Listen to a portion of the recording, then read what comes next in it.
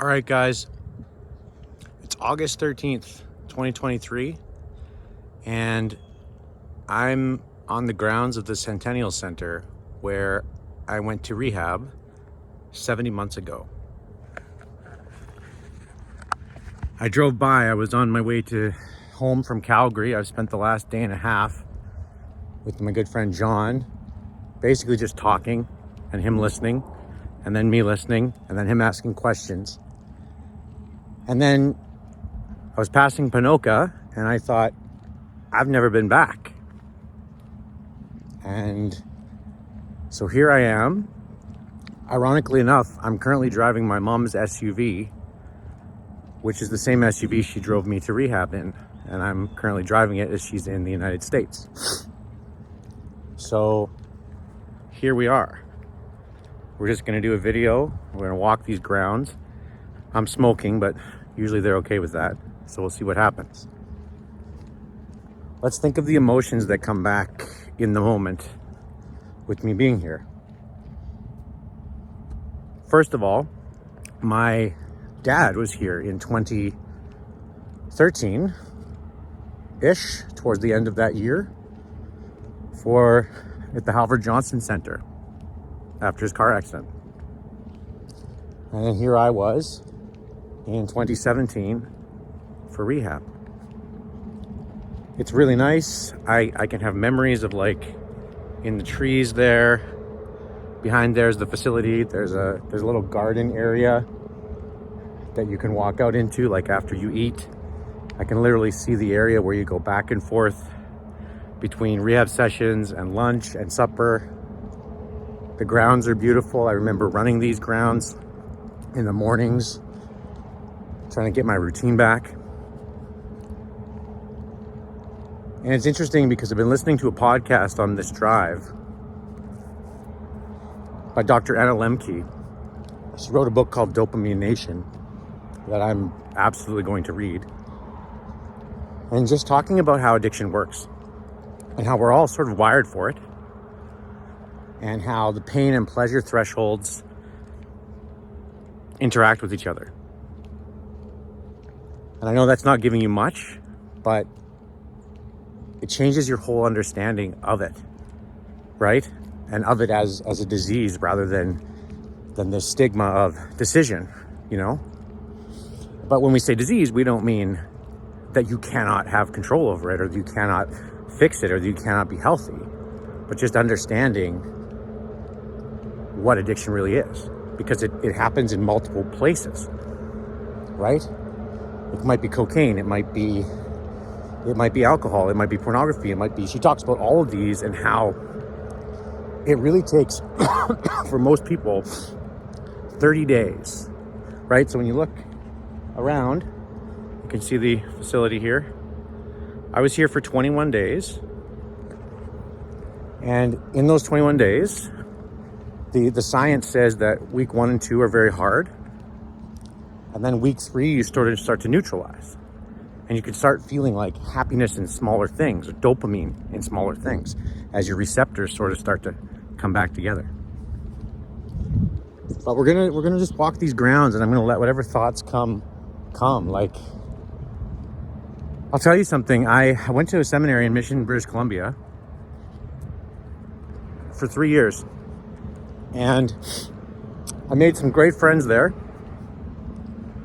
But every time I drive by it, when I'm going back to BC, and I love driving to BC, honestly, I don't feel like stopping in. And then I stopped in there a couple of years ago, finally. And here's something insightful. I walked the grounds.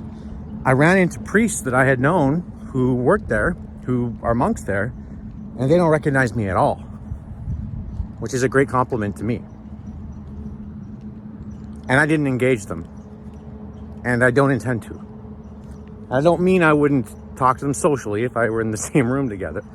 I just mean I've moved beyond that. And I remember feeling, even when I drove back to the seminary, I felt like this place is smaller than I remember. This place is smaller than I remember. And yet when I'm here at the rehab facility, it feels almost exactly like it was in this moment. Like, it was a great place. It was a place where I could reset. It was a place where I started to learn the DSM-5, understanding why I have addiction, meeting all these other people who have it, talking to psychologists, getting good, healthy routines in place, right? Opposite feeling of when I went to the seminary. And that struck me a lot, because the seminary isn't something I always think about, but with me talking about my sobriety, I remember things that happened there. And now I'm just kind of like, I have no desire to go back. I'm good. Zero desire. I love the friends that I've made there. I've made some of my lifetime longest, like, best friends in college, but nothing about the seminary. It's like historical nostalgia for something that didn't serve me very well.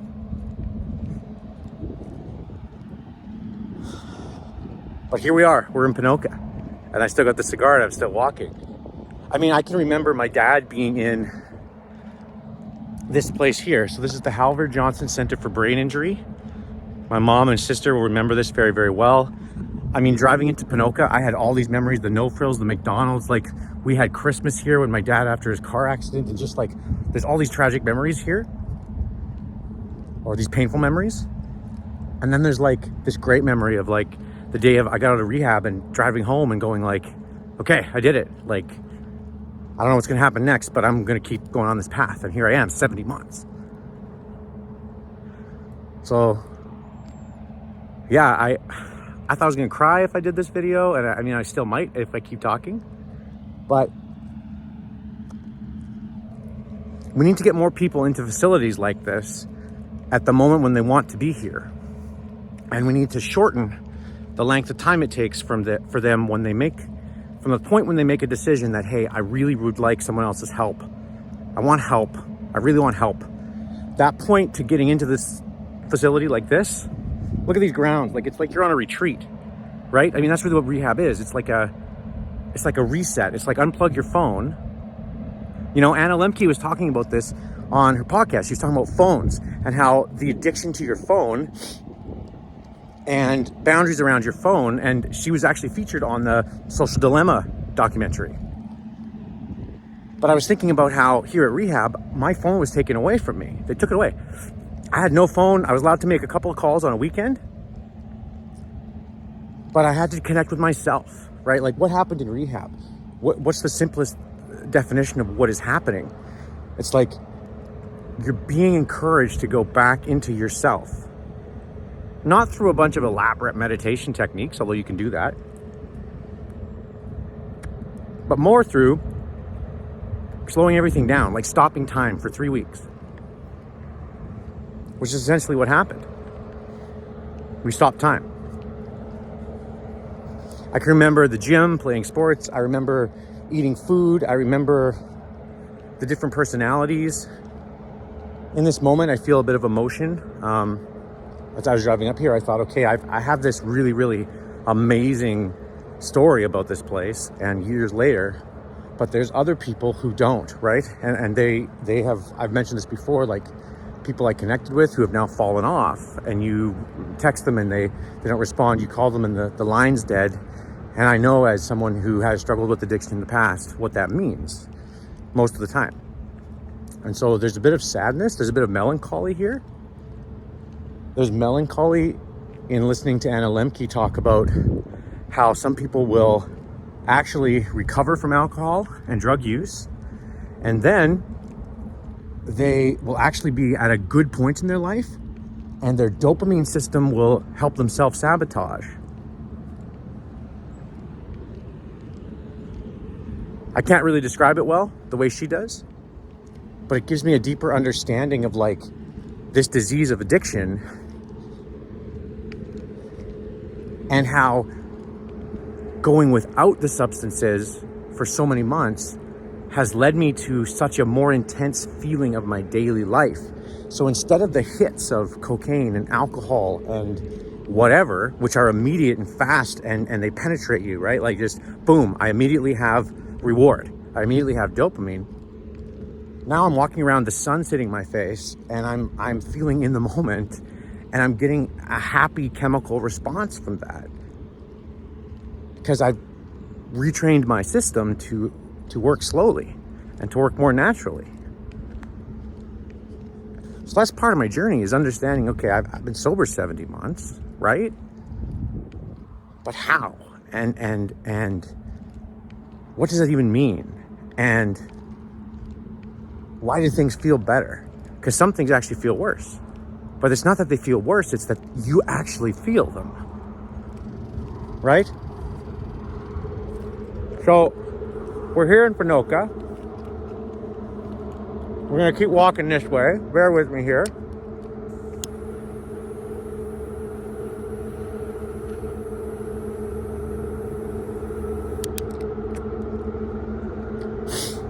Even listening to the dopamine podcast made me think about how much I smoke and how I have that connected to dopamine as well, right? But back to rehab. Like, here we are. Here's the facility. I actually feel great. I don't have the emotion I thought I was gonna have. I was driving by and I'm like, I gotta get back to Edmonton. Monday's busy, and I'm like, no, you gotta go in. And like, I'm gonna tell you, back to the seminary example. I finally went there after like driving by 10 times and not going, after some of my pretty dark experiences when I left. And the seminary felt smaller. This place feels bigger. Honest to God, right now, Ponoka feels bigger to me. It feels like there's more here. Like, this is a place of healing. This is a place of where I initiate healing, where I had understanding, where people help me figure out how this works, this brain thing up here, right? Through mental health, through, how does bipolar 2, how does that work? How does that affect me? And how can I work with that, with my routines and my triggers and all these things? And they have this genuine care for giving me a better outcome. And right now, like, I'm just like, this place is great. I feel peaceful here right now as I walk, honestly. And I'm feeling peaceful in general these days. But I just like, that feeling in your life, and we don't always get it all the time, and sometimes it's hard to maintain it. But when you're just like, I'm here right now, and that's all that matters. Like, I'm in this moment, Ponoka, Alberta, checking out the trees. Look at the trees, little sun coming over the top, right? Smoking a cigar. Grateful for the psychologist who helped me understand my connection to that high of emotion that I get from Coke and how I can get that in other places. Grateful for, I gotta give a shout out here to Margie. So Margie is a wonderful lady. She used to work at the Centennial Center here as I believe a nurse, maybe a psychiatric nurse. And my mom met her when my dad was in for his rehab. And they formed a little band together, and they used to like play music and stuff. And then when I came that day for rehab, October 12th in the evening, right? The only person I saw that was like not a nurse or someone in the program for 3 weeks was Margie.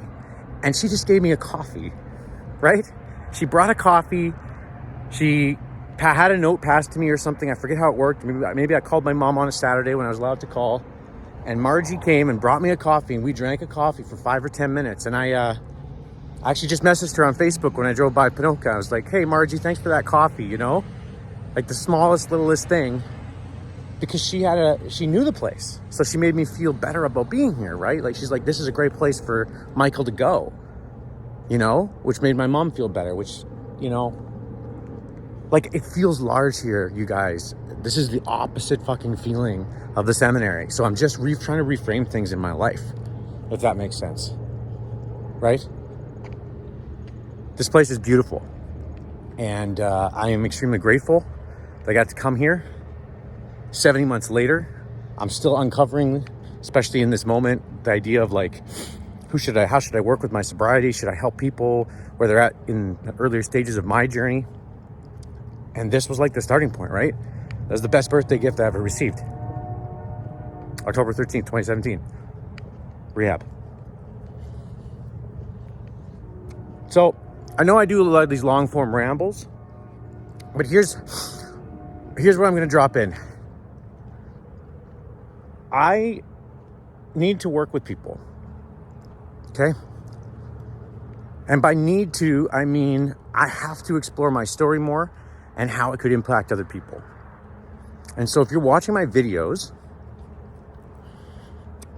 and you're connecting strongly with any part of my story about rehab or questions about sobriety, even the religious trauma, really anything at all that you feel you could connect to and that somehow you'd like to explore.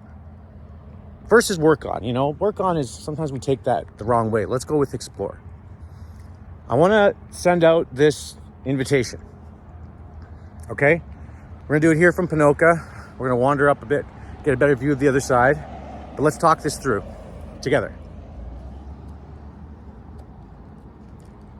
I want to talk to people who viewed my content, one, or two, are relatives of people who viewed my content, who want to connect on issues regarding their own sobriety from anything, addiction of any kind, recovery of any kind, religious trauma of any kind, psychological stuff. If it's outside of what I think I can give you any sort of decent tips or conversation about, we'll direct you elsewhere. But I know that my story has already generated Facebook messages from people connecting, because I'm been and this isn't a brag, right? But I've been very vulnerable about some of the things that have happened to me in my life. And it's rewarding me with other people being able to share back with me, right? That's the beautiful thing about vulnerability, is people actually don't respond how you think they'll respond. They don't actually go, oh, you're weird, you're different. They're like, fuck, that's me. I feel that way too. I thought I was the only one. And so maybe that's a gift of mine, and it's a gift that comes to me, not a gift a gift that I give to everyone else. It's I actually get the highest benefit from it. We're still just wandering this area. Sorry, it looks almost like trees to you guys probably that are watching, guys, girls, everyone, humans.